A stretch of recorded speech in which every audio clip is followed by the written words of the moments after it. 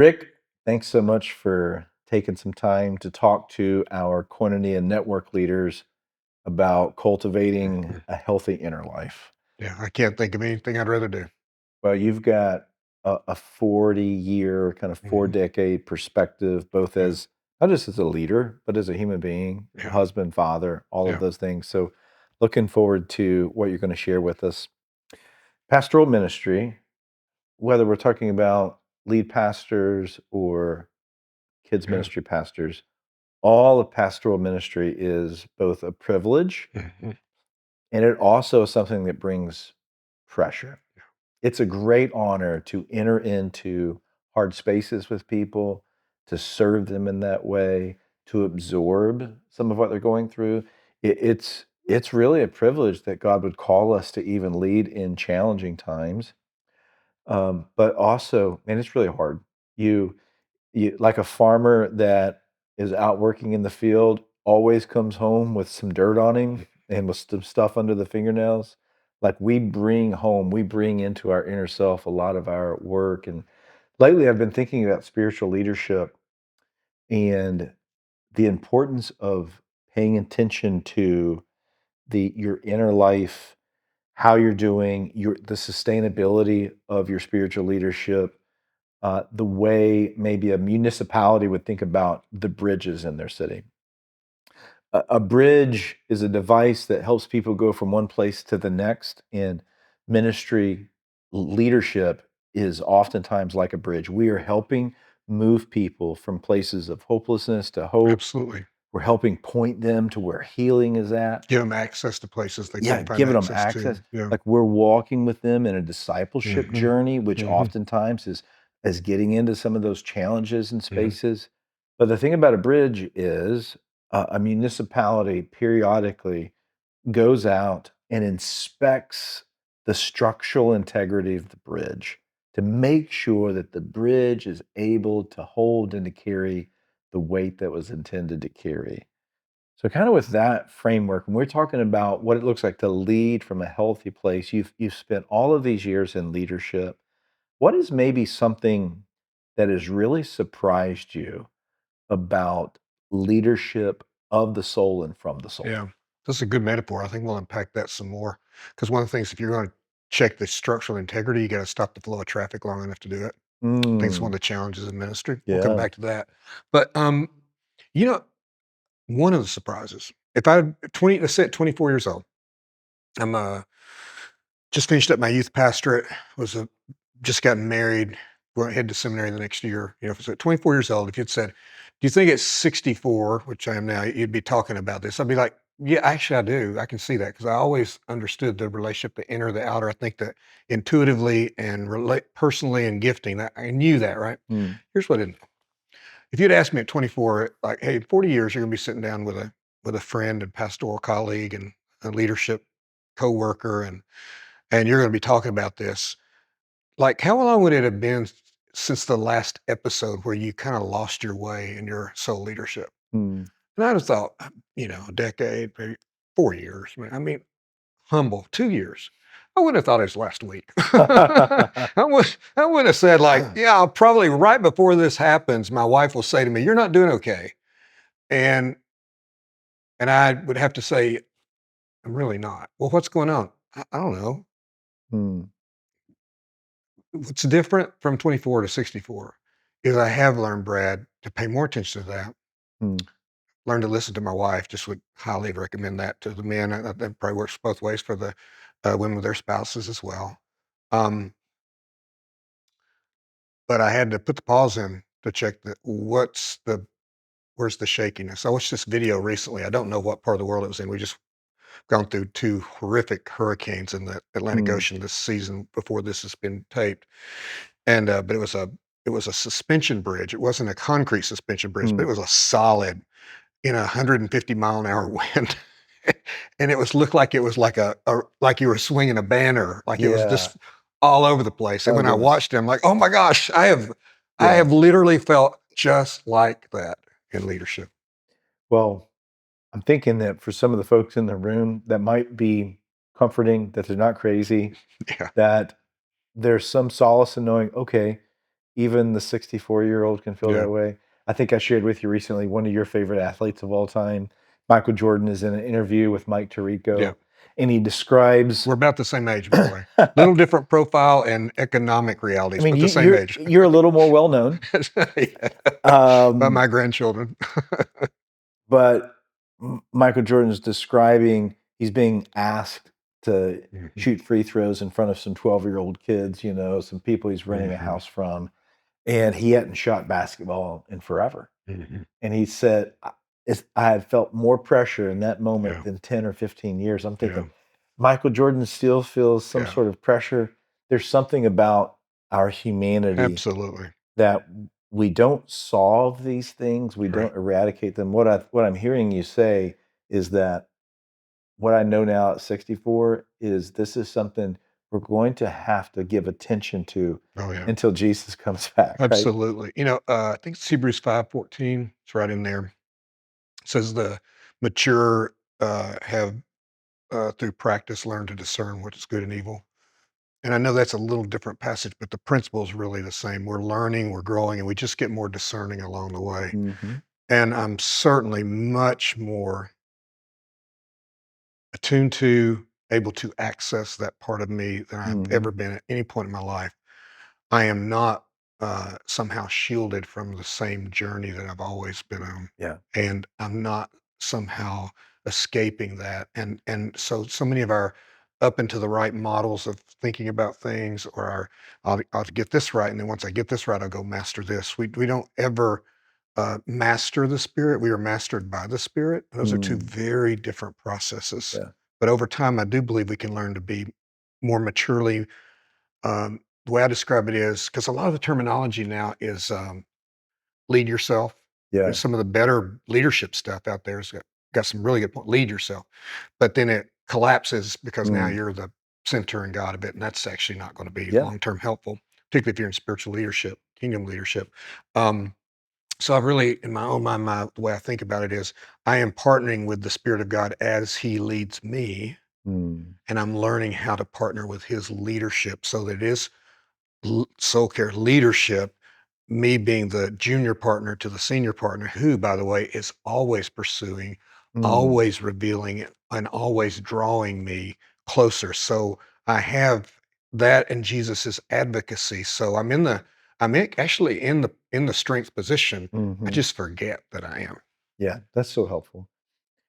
You used a phrase, "up and to the right," which is sometimes how we envision our leadership journey Mhm. going, our ministry, our skills. If you could go back to your early days, here's something I think about leadership. There are things that are challenging that you cannot erase Right, because we're in a broken world. right, right, right. At the same time, to use that bridge metaphors, not every type of vehicle was meant to go across the bridge. What are maybe some unhealthy assumptions about leadership or leadership models that maybe some of us were taught or we just observed Yeah, that you looking back now, like, hey, this is what I was told spiritual leadership was 40 years ago. It ain't it. yeah. So one thing that doesn't change from any generation for if you're in your first 10 to 15 years of leadership is you're going to struggle with the concept I should always know what to do and I should always be able to do it by myself. So that's Mm, already just part of where we are. And I once described that my leadership looked like early on. I'm like, I'm going to be Superman, and then super discouraging season of where I'm not Superman at all. yeah. Followed by okay, well, what can I be good at? To if I take a collective team, we can actually be really good at a lot of things if I Mm, just do my part. So that's part of it that we have this, we cannot escape. There is, and we could do it theologically, mhm, practically, any way you want to, but here's the reality is we somehow feel like this burden is on us. mhm, And learning how to really learn what it means that his yoke is easy, it's just going to be a hard journey. Now, having said that, Jesus said to the Pharisees, you pile on all this stuff. mm, My generation of leaders and the way they handle spiritual leadership piled a bunch of things on top of this. mm, You know me, I'm a highly integrative thinker. I read psychology, I read business literature, mhm, I read fiction, I study biographies, documentary. I'm fascinated. I'm a student of leadership in the most voracious way. mm. And that has to be reframed and reimagined through the gospel message and through the one who leads us, who said, actually, we're not going to do it like the Gentiles, and we're not going to do it like the Yeah. Pharisees. Within 3 chapters in Matthew, he said, we're not going to do that. We're just not going to do that. And so part of what I think happened, Brad, is my generation like, yeah, yeah, yeah, yeah, yeah, yeah, yeah, that's true, that's true. But it really works if you do it like that. Yeah. Does that make sense? It Yeah. really, really works. And externally, it looks like it works until the bridges, and we've Mhm. seen so many of them just go boom in a heap. Yeah. Something I'm a bit encouraged by is my early formative leadership. You think about mid '90s to mid Mhm. 2000s was in, I feel like, the peak of Oh, yeah. seminaries actually leveraging marketplace leadership as the training for pastoral ministry. I mean, we got all the books, Oh, sure. Good to Good to Great, great, yeah. all, and some of that was really helpful, but all of a sudden, like, we didn't even pretend like there was a more deeply spiritual component to leadership, or that maybe there were certain aspects of kingdom leadership that actually was not even intended to function the That's kind of in our American modern a economy. absolutely well said. So here's something that we have to be attentive to, is what we can do is like oh, yeah, I'm gonna take care of my soul. I'm gonna read scriptures. I know you and Casey Anderson have a podcast called Practicing the Practices. I'm gonna do, because that's a real thing. That's a real thing. And now that I've done that, I'm gonna go over and lead, Yeah. versus it being a dynamic, organic interplay between what's inside and outside, and imagining the tree and the roots. And we're looking back and forth, what fruit's being produced, and well, what does that tell us about what's going on in the root? Mhm. How are we learning to hydrate and nurture the root system, and what are we seeing Mhm. as a result of that? And really paying attention. And I spoke with a leader just this last week. He said, I just never have been able to sit with someone who we could talk about the whole picture, Mhm. not just the performance, but the identity and how they relate to one another and what we learn from them. And then being able to wrestle and struggle with that Mhm. internally, of asking myself the question, is this is this what he wants? Is this like Mm. what he wants? I used to, this, the past Fellowship Middlebrook, I used to go up on the hill and I'd look at the, the, the facility. I would literally every couple of years, like, what do you want? I don't, what do you want to do with this? Mhm. Um, But that was preceded by, "What do you wanna do with me?" And that question has to frame what we do. If we're gonna do soul care, we have to ask ourselves the question, "What what's actually going on in here?" Like, what's really search me, oh God, and know my heart. Try me and know my anxious thoughts. See if there's any grievous way in me. Lead me in the way everlasting. Just to really cultivate that, Brad. And that's not Mm. cliche, and that's not go do that and then go run hard. It's a dialogue with the Spirit, Father, Son, and Holy Spirit, all through the process. So let me follow up on that because at least 3 times you've referenced paying attention to what's going on Mhm, inside of you. So you talked about your wife Teresa kind of giving you some feedback that made you mhm. pause. You said that pay attention. What are some ways? I think particularly young leaders, you're new in your leadership, you can not be doing well, but not know Oh, yeah. that you're not doing well. Oh, yeah. And so what are some things that we might want to pay attention to Sure. that would be the dashboard light saying, "Hey, your inner life is kind of out of whack." Yeah. Um, One is what is the actual fruit in your primary relationships? Hmm. Your marriage, your family, your closest friends, the people you're most involved. What's actually the Mhm. fruit of that? Um, Because that's a much better indicator of what's going on in here. Mhm. There's such a lag time. It's not that it doesn't show up in your public leadership. It's just the lag time is really long, Yeah. right? So you're gifted, competent, you can pull off a lot of things. And so Mhm. so I got to start really paying attention to that. I have to learn how to name things. I have to listen to the spirit and the word, and I have to learn, and other people. I got to learn how to name things. And what I mean by naming things is, oh, that's what's actually happening. And so in my journal, a lot of times I write, and I think this is what's going on, but it might take me a little while to really, like it did last week. It took me about a week to really understand the dynamic of what was going on and why I Mm. was, quite honestly, hit a place of uncertainty and got afraid. And I had to tell my Mm, wife, I don't feel safe right now. I'm like, mm, that doesn't sound spiritual. I don't feel safe with my father right now. mm. Is that because he's unsafe? No, it's because I've kind of drifted away. I've lost attention to his love for me, his Yeah. pursuit of me. All right. So that naming and like, okay, that's what it is. And then actually having a conversation in prayer, but also with a friend, a mentor, a coach, a pastor, a spiritual Mm, director, whoever, like you, if you're not having conversations about what's happening internally, you are not processing it mm, at the level that is required to keep that structural integrity. We are made the Je God spoke the world into existence. He mm, is the Word. Adam named the animals. He's speaking these things and naming these things as how. So we've got to be able to give language around those things. Um, we've got to be able to be attentive enough, mm, Brad, that I'm I'm aware of the patterns and themes and kind of what's going on inside of me. I remember one time I got dropped. I wound up, long mm. story, but I wound up in Tokyo for one day, and it was like 30 years ago. And 30 years ago, I don't know what's like now. Nothing was in English. I couldn't even. I couldn't. I don't know where am I here. So I'm just paying attention to everything because I want to get back on the bullet train and do all the Yeah, stuff, right?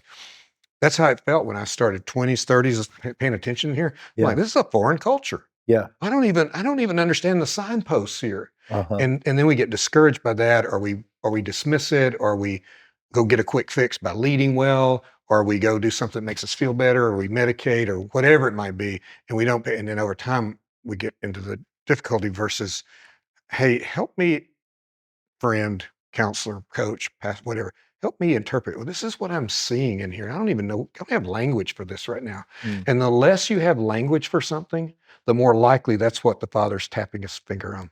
mm, It's so ironic, so paradoxical. The more you're like, I don't know what. I just had this conversation with a young woman that I mentor, and she's like coming through like it's like the lights have come on, but they came on because we spent time, and she spent time in a lot of settings on the, I don't know what this is, but I know there's something. mhm, And and got you've got to learn to be we must learn to be at peace with not knowing and mm. not naming if we're going to get to those deeper levels of what lies beneath our normal everyday pattern. That's super helpful. Pay careful attention to your core relationships. If you're not doing well with your wife or your kids or your closest friends, that's probably a, indicator. And then if you have, and we all have those Yeah, moments, like, I don't know what's wrong. Don't ignore that. that's right. Don't press through it. That's Okay, right. time out. Hmm.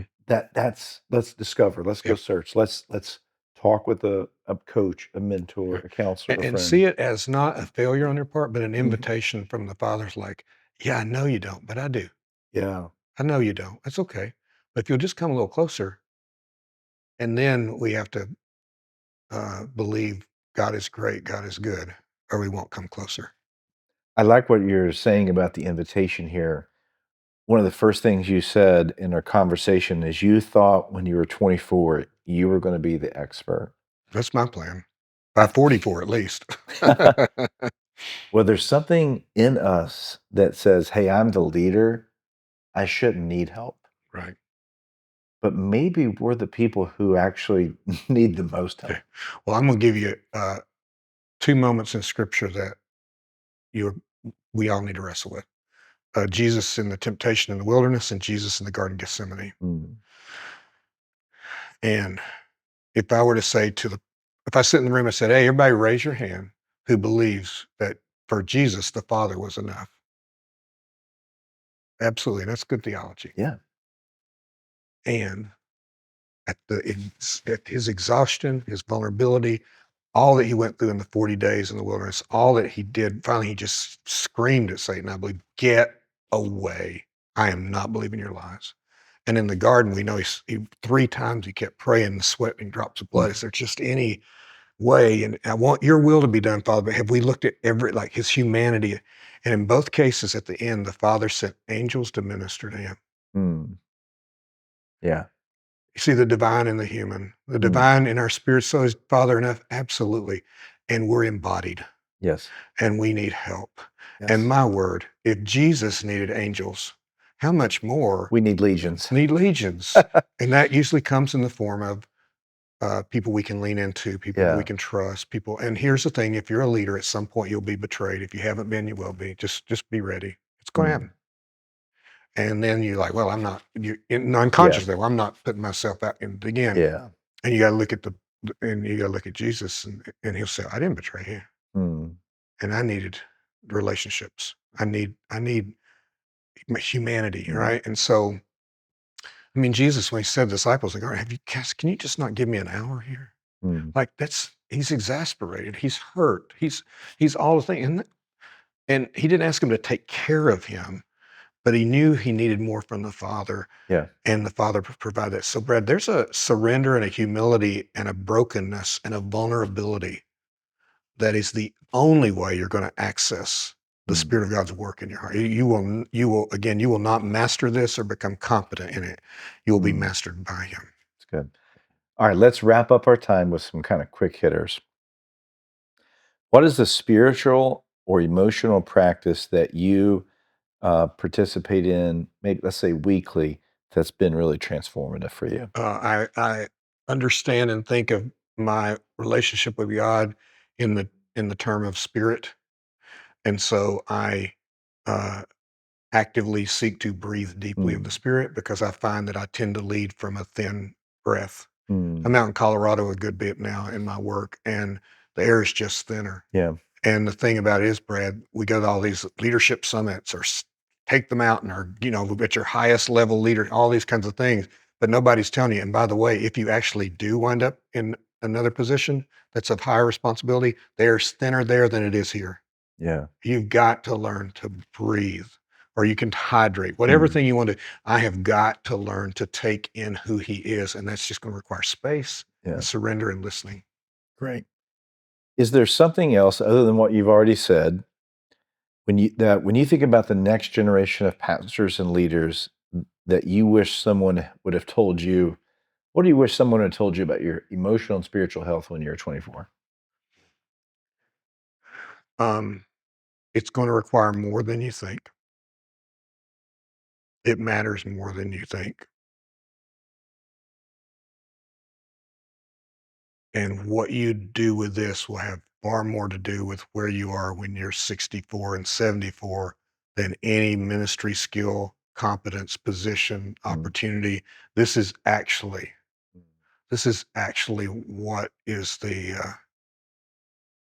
that's the structural integrity. That's where it is. Mm. It's great. How important are trusted relationships in sustaining you over the years? And how has maybe a trusted relationship saved you? That's really good. I remember I was sitting in a restaurant in um, the North Shore of Chicago, and I was at a really low point and just frustrated myself. I confessed to my best friend. I'm like, I just so don't like this part of me. Mm. I just don't like that this is true about me. I don't want it to be true. And he said, well, that's my favorite part of you. And I'm like, what are we doing here? What are you talking about?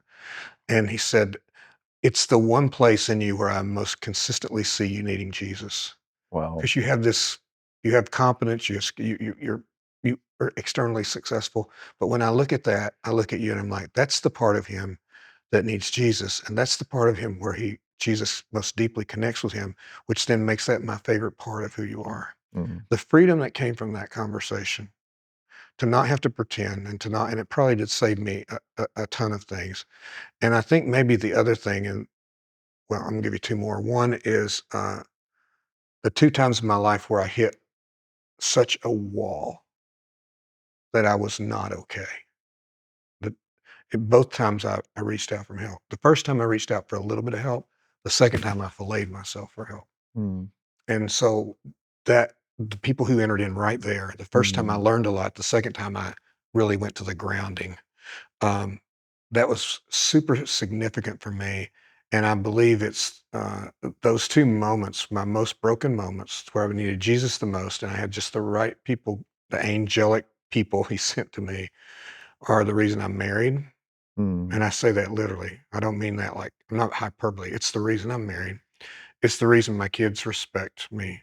mm, And it's the reason that I get to spend this part of my life journeying with other people through their broken places. And mm, so um, I could, it's scary to think, scary for me to think what had happened if in those moments the Spirit of God had not gotten my attention mm, and given me the grace, and I mean the grace to turn to Him and to other people and say, yeah, I'm going to need help here. So that's, I think, the thing that saved the most for me. And it's also my motivation to do as much as I can and what I'm asked to steward to be sure that leaders that I have network with or opportunity with mhm, never have to be alone in those moments when you're so vulnerable and everything is so, it has the potential to go, you close up and it goes dark, but it has the potential for you to open up and find mhm, light. And it's the best part of the whole journey. The leadership, Brad, the external successes, the things that work are not the best part of the journey. N Not mm. nothing. I have nothing that I've, quote, "accomplished" that I can look at and say, "Man, that's it." But what he's done in me, Wow, including last week, wow, that's it. that's a good word. Yeah, because the invitation at the end of the day, Brad, is just for him to give more of himself to us, Yeah, and that's where the life is. that's good. Rick, thanks so much for Thank you. taking time out of your Yeah, calendar thanks for asking. and spend some time Yeah. with us today.